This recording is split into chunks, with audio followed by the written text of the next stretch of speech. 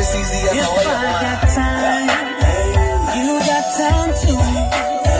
You with a boss, baby, so when I move, you move. Let's have some drinks, Malibu red, how I do. And after that, we do whatever we want to. Girl, I'm in charge, and me, I'm coolin'. On my own agenda, and me, I'm coolin'. And me, I'm coolin'. Feelin' with a winner. Girl, and me. And y'all know how I start the show. What's up? What's up? This your girl O'Brien, aka OB, aka O, coming to you with episode 5 on the tea and cognac session. Today's topic: Thought Nation, American phenomenon, the American phenomenon. Yeah? What is a thought? Y'all remember somebody made it cute. One of them rappers, it'll come to me. That hoe over there. So what was once just a hoe became that hoe over there. Thought. THOT, right? And how did this culture become so popular? How did being a hoe get so glamorized and so worship? Well, we got to first admit and know that our country, our society, we're sick. This is illness running rampant. And depending on how much money you have, being on the rich end of the pole or the poor end of the pole, lifestyle, you're dealing with depression, addictions, and just unhealthy shit, right? We do and watch some of the most dysfunctional shit. I got to asking questions on just celebrities and what is our influences, and who do we have as like healthy examples of balanced marriages that married within the nationality? We got to talking about me and him. Got to talk about Little Kim yesterday. And really just thought about his side of the argument, and he made some points. Because the story was Little Kim got to messing with herself basically because of self-esteem or lack of, and would change herself. Now she just run around here a whole white woman these days. So all because some man told her she wasn't pretty enough. He got the spitting game to me like, Little Kim knew she was whatever cute before she started messing with her. She might messing with herself. Now she might have had whatever internal shit going on, but she knew enough about her sex appeal because she was running naked all through the 90s, right? What was that? The little pasties on the nipples and shit. So we had examples of a hoe with Trina, with Little Kim, and somewhere in there, I want to say TV morphed the so-called hip-hop culture.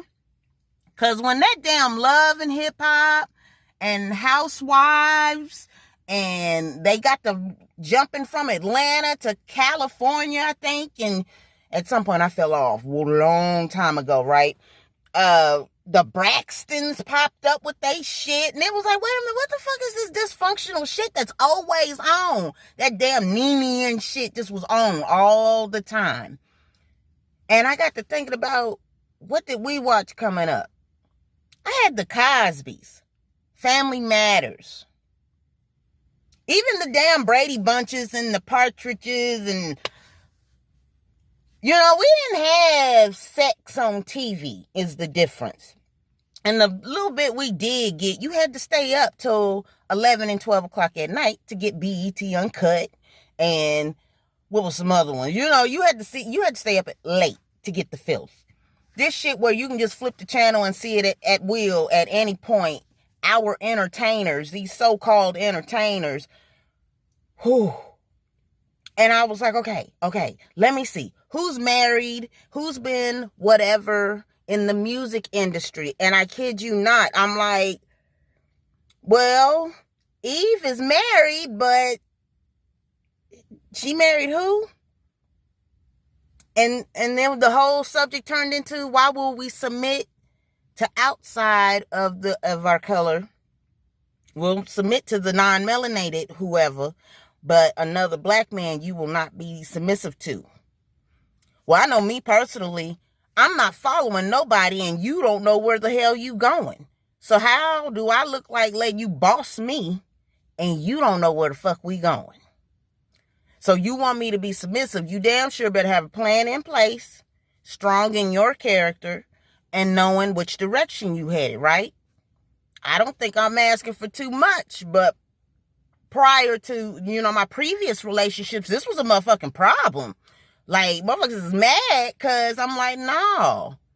Here you are walking right to a dead end and I can see it. Like, from a mile away, there's a goddamn dead end. Where you going? But you want me to follow you. What that sound like? Some egotistical, narcissistic shit to me, but, they say I'm dramatic and whatever. So what? So America's sick. And this phenomena has turned into a culture. And we were talking about Little Kim and how she's perceived and how she didn't reinvent herself. Like Madonna and a few other ones were able to reinvent themselves throughout their career. So at one point was the whatever hoe and did whatever little filth and sleaze or whatever. But they cleaned it up. They were able to revamp. Well, these is old hoes. We talking about Trina and Lil' Kim and all of them. You was claiming how much you could. We know what y'all was talking about. Look, I ain't even gonna get into all of that just because I got other viewers that don't be, they don't be hip, and I be scaring them. And when my grandma told me the shit that come out my mouth just be scaring her, I was like, if you know my grandma, for her to say that to me, and that woman will unhinge you some days if you allow it. Like, she will say some shit to you left field. You be like, are you allowed to say that to me? Anyway, back to America's sick. We dealing with depression, most of it, addiction, the rest of it, and the self-hate. The lack of communication. We don't know how to speak to each other. We have all these barriers between generations because my parents didn't talk back to their parents. Any grievances or any problems really just got swept under the rug. So all I'm watching is animosity from 30 and 40 years ago. Where y'all should have sat down and really hashed it out, you just buried it. Well, what we know is seeds grow in the dark. So just because you didn't discuss it, address it, face it, didn't mean it went away. You pushed it down, and I've said this before, you pushed it down, but that didn't solve the problem. And all you did was give it time to grow and manifest into some other shit. What are the influences? What is the motivation? Money. Our society want that money, want that status, want that attention. I'm to a place I don't need, there's specific attention I want. But the sex and all of that and the men, I got one and I'm good with this one. You hear me? I don't need the extra bullshit, and I don't need to be looked at as a sex symbol. Motherfuckers just see you and they just lusting after you and shit. Who the hell is Izzo or Lizzo or something? I just found out about this wonderful woman who's plus size and go girl that you're confident. But wait a minute, what image are you really portraying? You gonna be another one 10, 20 years down the road, not married and don't know why. Well, your career was nothing but hold'em. So, the rappers, your rep sheet it's how you carry yourself. So you carried yourself as the click hoe, the baddest bitch, the whatever. Who gonna want to be bothered with that? Knowing you done been down through there. Yeah, everybody have a past, but damn, you know, know yourself. Know yourself. I keep saying that. You don't get tied to such fuckery when you got ground rules for yourself. Boundaries. Shit that you got in place that you know you can't let certain things happen because it's going to upset your peace. Your personal peace and balance has to become priority, and working on what you know about yourself and who you want to be. That's the focus. Not the shit in TV. You know, because the cost to be in Hollywood is your soul. So you usually got to do some demoralizing shit. You know, you fucking somebody you don't want to be, you despise just to get the next contract or the next movie or whatever. You getting passed around and shit. All cause I wish I would fall in love with one of these damn celebrities. No, I'm good. I know too much. You hear me? Fuck that. Y'all tell me, you just talking shit if that money was in your face. Y'all really don't know me then. Because I swear money is supposed to be this motivator for me. But I struggle with some shit. Money is evil to me. Like I'm just watching motherfuckers lose their mind over something that really ain't real. Because y'all know America's broke, right? Oh, we don't want to talk about that. But anyway, back to the main focus. Because on this Monday, you know, I'm awake. I'm here. But, yeah.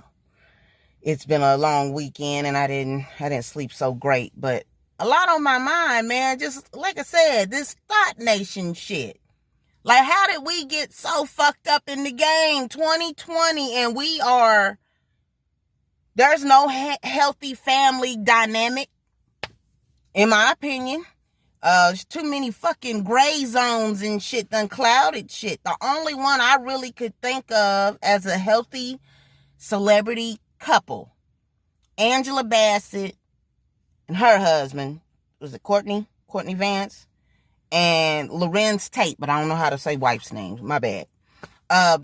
Those are the only two real deal I can call off from my childhood and watching. Them the only two. Please, in the comments, drop celebrity couples that we grew up watching that are still together, and, you know, not saying they ain't perfect, they perfect or anything like that. Just together, been together, out in the public eye in a presentable, respectful way. You know, never had their personal business all fucking through the media and shit like the rest of these mugs who won't get no mention today. My list is really short. And in my own family, the list is even shorter. You know, it's not a lot of healthy balance to this shit. And we have let it, this shit is so toxic at this point. I'm worried about the children that come forth. This is next level shit. The illness. How we gonna cure it? You gotta speak on it, and you have to bring the light to it, and you have to be honest. You know, it's this feel good shit. This is why we're in the boat we're in. You know, you worried about people's feelings and trying to be something you're not, and going along with shit that you know is not cool, or your friends is doing the most and you ain't snatching them up. Like, that was the problem with me. I had people around me willing to do the most. You hear me? And it's on video. But you don't see that 20 years down the road. What happens in Vegas stays in Vegas. You hear me? So that means we don't put it on social media. All right, go on, do what you want to do. You hear me? Grown-ups, you're grown. Do it then. So, that's it for this topic. We got a real culture going on, and it's a toxic one. It's one that's going to really destroy the nation altogether. This is not how you breed healthy families. You know, you don't produce a healthy mind with this shit. This is toxic.